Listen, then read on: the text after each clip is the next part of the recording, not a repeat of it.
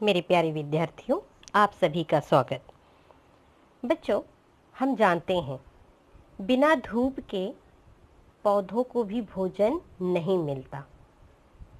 हम जानते हैं बिना धूप के पौधों को भी भोजन नहीं मिलता।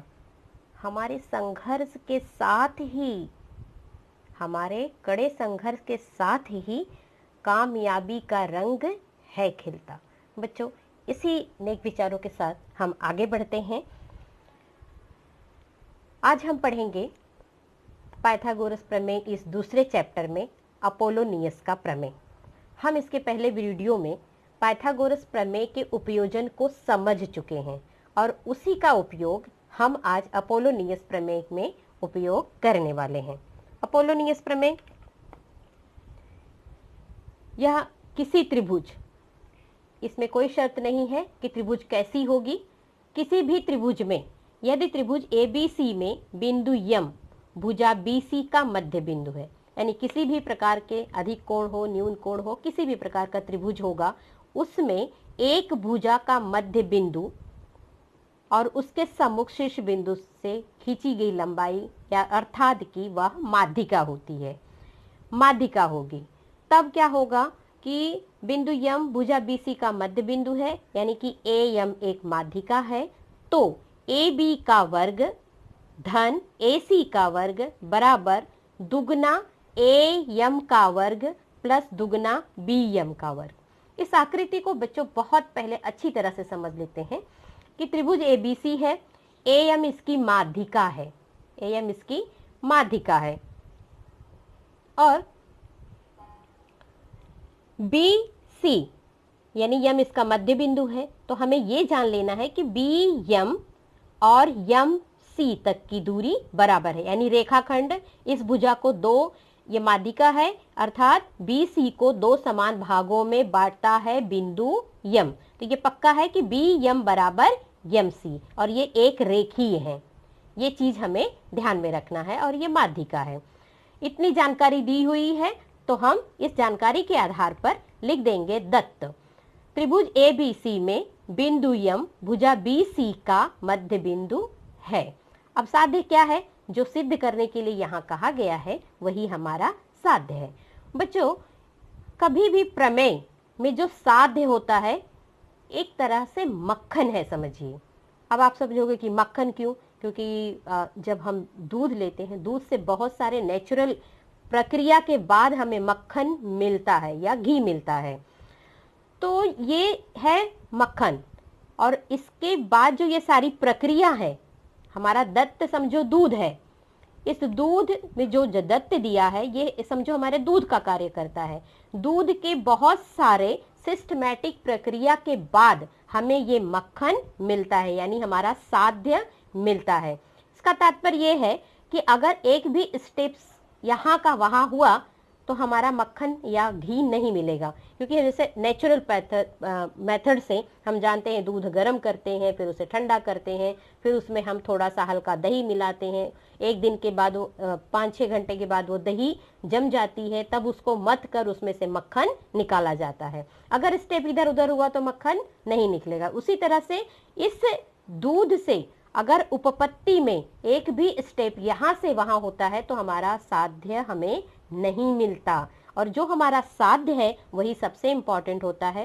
यानी मक्खन को हम चाहे जब जैसे भी इस्तेमाल कर लेते हैं, ब्रेड पे, रोटी के साथ या कहीं भी, तो ये साध्य ही समझो मेन फार्मूला है हमारा, और उसे हम सवालों को हल करने के लिए या किसी सवाल को सिद्ध करने के लिए इसका उपयोग हम बारंबार करते हैं, चाहे वह कोई भी प्रमेय हो, हर प्रमेय का। इसलिए प्रमेय को समझना और प्रमेय के साध्य के जो फार्मूला है उसे याद रखना, ये हमारे लिए बहुत बहुत इंपॉर्टेंट है भूमिति में।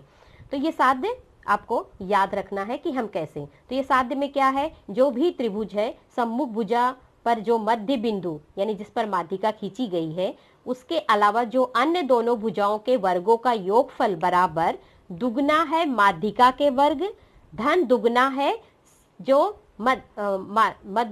आधार का रेखा है उसका एक खंड, जिसमें दो खंड है, एक खंड का वर्ग का दुगना, ये हमारा साध्य है। अब इस साध्य को पूरा करने के लिए हमें छोटी मोटी रचना करनी होगी। तो हमने रचना क्या किया, ए डी लंब खींचा BC पर, AD लंब खींचा BC पर। अब हम चलते हैं अपनी उपपत्ति पर, यानी स्टेप वाइज हम एक एक स्टेप को सिद्ध करते हैं। उपपत्ति है हमारी कि रेख AM रेख BC पर लंब नहीं है। यदि रेख AM रेख BC पर लंब नहीं है, क्या है वो, मध्य बिंदु है, तो त्रिभुज AMB अधिक कोण होगा। त्रिभुज AMB, मैंने जैसे ये येलो रंग में दिखा दिया है आपको, ये अधिक कोण है, और जो इस तरह के ऑरेंज कलर में है ये न्यून कोण है। अब आपको ये चीज को ध्यान में ये रखना है कि ये अधिक कोण है और ये न्यून कोण है।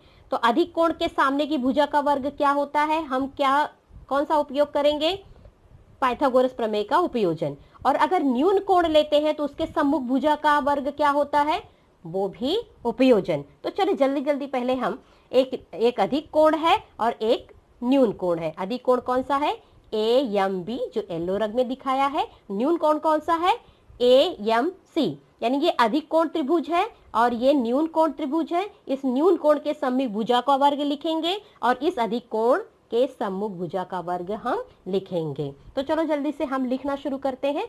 तो आकृति AMC न्यून कोण है। आकृति के अनुसार अब हम पहले लेंगे पहला त्रिभुज। त्रिभुज AMC एक न्यून कोण त्रिभुज है तथा AD लंब है MC पर। पाइथागोरस प्रमेय के उपयोजन से, अब ये न्यून कोण है तो बच्चों हम आकृति में फटाफट देख लेते हैं हमारा नियम क्या है। न्यून कोण के सम्मुख भुजा का वर्ग बराबर क्या होगा, न्यून कोण के सम्मुख भुजा के वर्ग का बराबर होगा AM, या पहले हम आधार ले लेंगे चाहे संलग्न भुजा ले लेंगे। तो ये आधार है MC का वर्ग और उसकी संलग्न भुजा कौन सी है, AM का वर्ग, माइनस, क्योंकि न्यून कोण है इसलिए माइनस 2MC, दुगना है MC यानी आधार, और AMD यानी कि न्यून कोण से लंबवत दूरी। जैसा कल मैंने किया है, अगर आप इसे थोड़ा सा और अच्छी तरह से समझना है तो हमारा प्रीवियस वाला, इसके पहले वाला वीडियो को फिर से देख लेना, तो आपको अच्छी तरह से समझ में आ जाएगा। तो वो न्यून कोण की सम्मुख भुजा का वर्ग पाइथागोरस प्रमेय के उपयोजन से हमने लिख दिया। AC का वर्ग बराबर, चाहे पहले आधार लिखो चाहे पहले संलग्न भुजा लिखो, जैसे आप याद रख सको। याद रखना आपको है कि आप किस ट्रिक से इसको याद रख सकते हो। तो MC का वर्ग AM का वर्ग यानी आधार का वर्ग प्लस दूसरी संलग्न भुजा का वर्ग, न्यून कोण है इसलिए माइनस डबल ऑफ उसका आधार गुणे शीर्ष लंब से न्यून कोण तक की दूरी। ये हो गया हमारा पहला पॉइंट। उसी साथ साथ अब हम दूसरा त्रिभुज लेते हैं। दूसरा त्रिभुज है हमारा अधिक कोण। अधिक कोण कौन सा है, AMB। आकृति में हमने देखा था येलो कलर का जो त्रिभुज है AMB एक अधिक कोण त्रिभुज है तथा AD इस पर लंब है। ये दोनों त्रिभुज को बच्चों अगर हम ध्यान से देखेंगे तो इसकी दोनों की ऊंचाई एक ही है। अब AMB एक अधिक कोण त्रिभुज है, तो अधिक कोण त्रिभुज की सम्मुख भुजा वही सेम AB। अब AB का वर्ग बराबर हम क्या करते हैं, आधार का बराबर आधार का कोण का आधार की भुजा आधार की भुजा का वर्ग और प्लस संलग्न भुजा का वर्ग AM का वर्ग प्लस, क्योंकि ये अधिक कोण है इसलिए प्लस लिखेंगे, और दुगना किसका, दुगना ये BM और शीर्ष लंब से कोण तक की ऊंचाई यानी कि MD। हमारा मिल गया ये पॉइंट 2। बहुत अच्छे से दोनों को समझ के पहला न्यून कोण के पाइथागोरस प्रमेय का उपयोजन लिख लेंगे। अधिक कोण को एक बार कंसीडर करके भुजाओं का पाइथागोरस प्रमेय का उपयोजन लिख लेंगे और ये हो जाएगा हमारा पॉइंट 2। अब हम आते हैं, क्योंकि हमें पता है कि BM बराबर MC है, क्योंकि यम मध्य बिंदु है BC का, इसलिए BM बराबर MC है। अब हम क्या करेंगे, BM की जगह, क्योंकि BM बराबर MC है तो BM की जगह हम क्या लिख लेंगे, MC। और इस तरह से हमारा दूसरा पॉइंट बदल कर क्या हो जाता है, AB का वर्ग बराबर AM का वर्ग प्लस MC का वर्ग प्लस 2MC गुणे MD। ये हमारा होता है तीसरा पॉइंट। अब बच्चों हम क्या करेंगे, पहला और तीसरा को जोड़ने पर पहला और तीसरा को जोड़ने पर। पहले और तीसरे को जोड़ेंगे तो हम यहाँ फटाफट देख लेते हैं कि पहला और तीसरा है क्या। पहले में ए सी का वर्ग प्लस ए बी का वर्ग, लेफ्ट हैंड साइड को हम लेफ्ट हैंड साइड में जोड़ेंगे। यहाँ पे ए एम स्क्वायर है, यहाँ पे भी एम स्क्वायर है, यानी कि 2am स्क्वायर। यहाँ पर भी एम सी स्क्वायर है और यहाँ पर भी एम सी स्क्वायर है, यानी कि 2 टाइम एम सी स्क्वायर, और plus 2mc into M D, sorry यहाँ पर भी ए एम स्क्वायर, यहाँ पे M square, 2m square, plus यहाँ पर एम सी स्क्वायर, यहाँ पर भी एम सी स्क्वायर, यानी कि प्लस 2mc स्क्वायर, और यहाँ पर minus 2mc into M D, यहाँ पर प्लस 2mc एम डी, यानी एक ही चीज है, ये जाएगा घट, और क्या आ जाएगा 0। तो हमारा क्या आया, लेफ्ट हैंड साइड का A C square plus A B square बराबर 2am square plus 2mc square plus 0, वो दोनों घट गए। तो हमें जो सिद्ध करना था, हमें वो प्रमेय सिद्ध होके हमारा यह स्टेप आ गया है। तो आपको अपोलोनियस प्रमेय का यह फार्मूला याद रखना है, बहुत सारे सवालों में याद आता है या हमें काम लगता है इसका।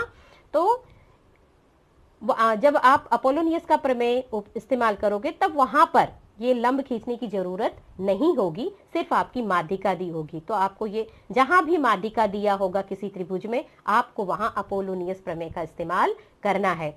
तो ए बी का वर्ग प्लस ए सी का वर्ग बराबर दुगना होगा माध्यिका के वर्ग का, यानी कि ए एम स्क्वायर, और प्लस दुगना होगा किसी एक रेखाखंड की लंबाई जो कि मध्य बिंदु से दो खंड में की हुई है। किसी भी, आप एम सी का वर्ग भी लिख सकते हो और आप बी एम का भी वर्ग लिख सकते हो। मेरे ख्याल से आपको ये अच्छी तरह से समझा होगा। एक दो बार इसको जरूर देखिए, अच्छी तरह से समझ लीजिए। और अपोलोनियस प्रमेय उपयोजन सवाल हल करने में भी आता है और प्रमेय भी सिद्ध करने में आता है। बहुत सिंपल है, सिर्फ आपको उपयोजन को अच्छी तरह से ध्यान में रख लेना है। अब हम आपको 2 त्रिभुज और बना के दे रहे हैं, और आप ये त्रिभुज बनाइए और इसको सिद्ध आप करना अपोलोनियस प्रमेय के अनुसार। इसको आप अपना फार्मूला भी लिखिए और सिद्ध भी करिए। देखिए आपकी बहुत अच्छी प्रैक्टिस हो जाएगी इसकी। और बच्चों एक चीज और, इसके साथ एक और सवाल दे रही हूँ।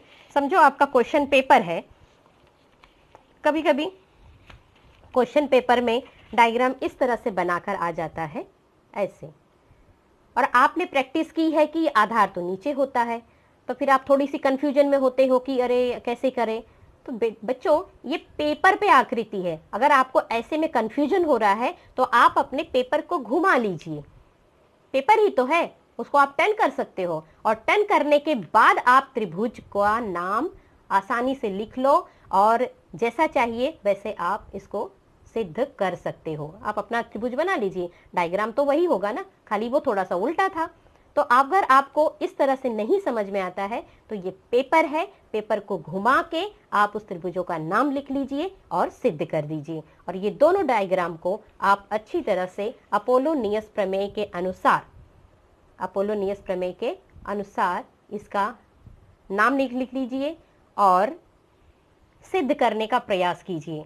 और ये सिद्ध कर लेंगे तो आप समझिए आपको यह अच्छी तरह से समझ में आ गया है। तब तक आप इसको अच्छी तरह से प्रैक्टिस करते रहिए, तब और अपोलोनियस प्रमेय सीखते रहिए, एक्सरसाइज को हल करते रहिए तब तक।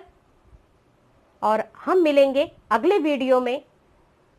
अपने आप को स्वयं प्रेरित करते रहिए और गणित को समझकर, लिखकर, पढ़ते रहिए। बहुत बहुत धन्यवाद बच्चों।